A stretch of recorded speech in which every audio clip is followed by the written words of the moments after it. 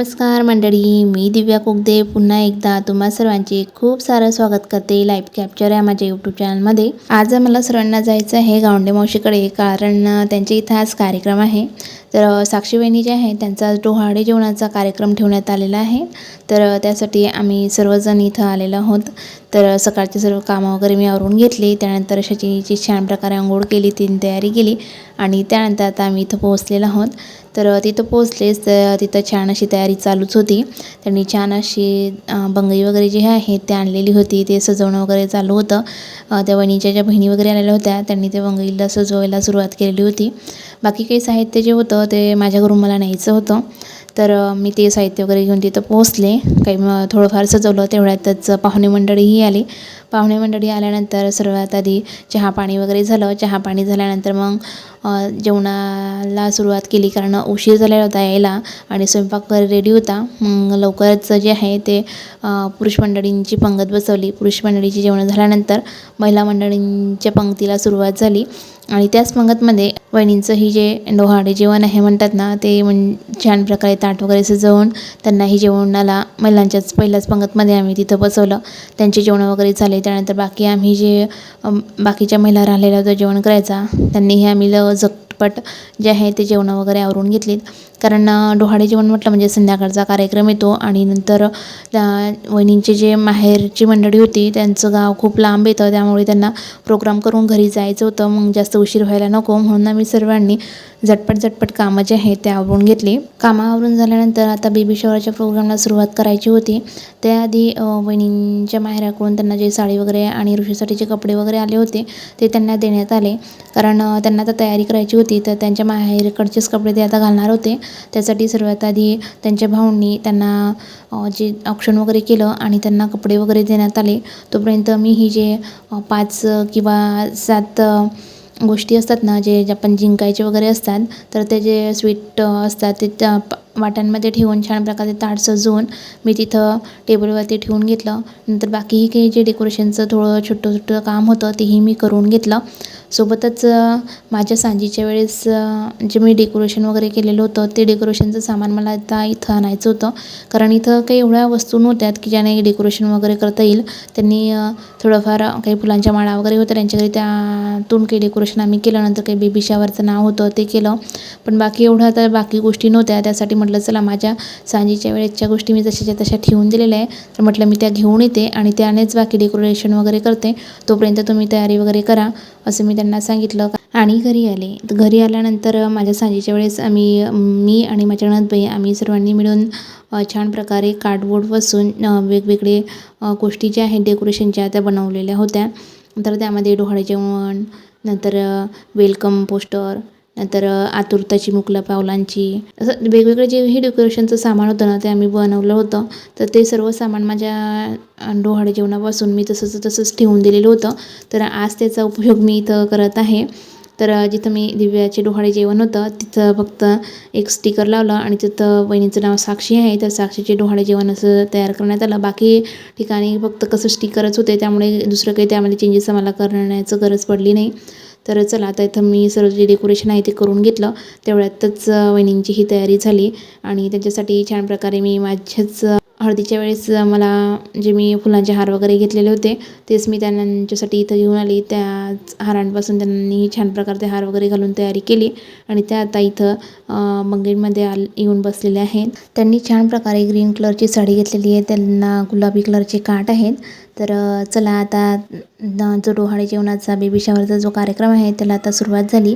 त्या आल्यानंतर त्यांना औक्षण वगैरे करण्यात आलं। तर सर्वात आधी गावंडे मावशींनी औक्षण वगैरे केलं, त्यानंतर त्यांच्या माहेरची मंडळी जी आलेली होती त्यांनी सर्वांनी त्यांना औक्षण वगैरे केलं। त्यानंतर सर्वजणांनी ग्रुपने मिळून त्यांना पाळणा हलवला, सर्वांनी त्यांना झोके दिले आणि बाकी गावातील ज्या मंडळी आले होते त्यांनी छान असे डोहाळे जेवणाचे गाणे म्हटले।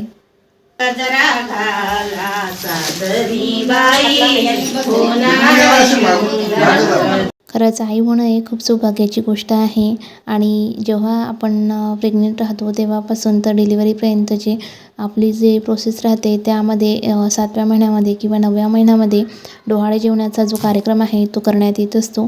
तर डोहाळे जेवण म्हणजे काय, तर महिलेला जे काही खाण्याची इच्छा होत असते त्याला डोहाळे जेवण असे म्हणत असतात. तर म्हणजे जे महिला प्रेग्नेंट आहे तिला वेगवेगळ्या वस्तू जे खायची इच्छा होत असते ती तिला डोहाळे लागले असे म्हणत असतात. तर त्यांची ती इच्छा पुरवणे म्हणजेच त्यांचे डोहाळे पुरवणे असे होत असते. तर यालाच आपल्या हिंदू संस्कृतीमध्ये एक कार्यक्रमाचे रूपांतर देऊन महिलेचे लाड वगैरे पुरवण्याचा एक सांस्कृतिक कार्यक्रम हा करण्यात येत असतो. आई होण्याचा जो आनंद आहे तो इथं साजरा करण्यात येत असतो. महिलेला इथं काही फळं वगैरे किंवा ज्या गोष्टी त्यांना खाव्याशा वाटतात त्या इथं भरवण्यात येत असतात. सोबतच मिठाई वगैरेही त्यांना भरवण्यात येत असते. आणि एक आवर्जून कार्यक्रम केला जातो तो म्हणजे की इथं 7 किंवा 5 वाट्यांमध्ये वेगवेगळे पदार्थ ठेवण्यात येत असतात स्वीट, आणि ते महिलेला डोळे बांधून जिंकायचे असतात. तर त्यामध्ये जर पेढा निघाला म्हणजे मुलगा होईल, आणि जर जिलेबी वगैरे किंवा बर्फी निघाली तर मुलगी होईल अशी मान्यता असते. पण शेवटी काय जे व्हायचं असते तेच होते. तर काय होईल ना काय नाही होईल हे आपल्या हातात काही नसतं. पण शेवटी मुलगा हो की मुलगी काहीही झालं पण आपण आई झालो हे महत्त्वाचं असतं. तर चला या आईपणाचे जो सण आहे तो साजरा करूयात. आणि इथं हे जे डोहाळे जेवण आहे ते आम्ही सेलिब्रेट करत आहोत. तर इथं वहिनींनी छान प्रकारे रसगुल्ल्यावर हात ठेवलेला आहे. तर चला आता बघूयात पुढे की आमच्या घरात रसगुल्ला येतो की रसगुल्ली येते म्हणून. तर बघा रसगुल्ला वर हात ठेवल्यानंतर रसगुल्ला जिंकल्यानंतर गावंडे मावशींनी वहिनींना रसगुल्ला भरवला, आणि त्यानंतर बाकी सर्वांनीही त्यांना पेढे वगैरे रसगुल्ले वगैरे भरवण्यात आले. ऋषी आणि वहिनी यांनीही दोघांनी एकमेकांचं तोंड गोड केलं. आणि त्यानंतर मग गावातील महिला मंडळी ज्या आलेल्या असतात त्यांना चिवड्याचे वगैरे पाकिटं वाटप करण्यात येत असतात. आणि ज्या महिला आलेल्या असतात गावातील त्या सर्वजण बाळाला आणि बाळाच्या आईला आशीर्वाद वगैरे देत असतात. तर आशीर्वाद म्हणून ते ब्लाऊज पीस वगैरे महिलांना देत असतात, कोणी गिफ्ट्स वगैरे देत असते. अशी ही आमच्या हिंदू संस्कृतीमध्ये पद्धत आहे. आणि बाकी कसं आहे गावागावाकडच्या पद्धती असतात, कुणाकडे काही पद्धती केल्या जातात तर कुणाकडे कशा पद्धतीने हा जो कार्यक्रम आहे तो वेगवेगळ्या पद्धतीने सेलिब्रेट करण्याची प्रथा असते. तर आमच्याकडे अशा पद्धतीनेच ही जी बेबी शावर किंवा डोहाळे जेवण आहे ते साजरं करण्यात येत असते. तर जेवढेही पाहुणे मंडळी किंवा गावातील मंडळी आलेले असतात ते होणाऱ्या आईला आणि बाळाला इथं आशीर्वाद वगैरे देत असतात. त्यानंतर जे घरचे पाहुणे मंडळी आलेले असतात ते होणाऱ्या आईबाबांसाठी कपडे वगैरे घेऊन येतात. तर त्यांना औक्षण वगैरे करतात, त्यांना कपडे चढवत असतात.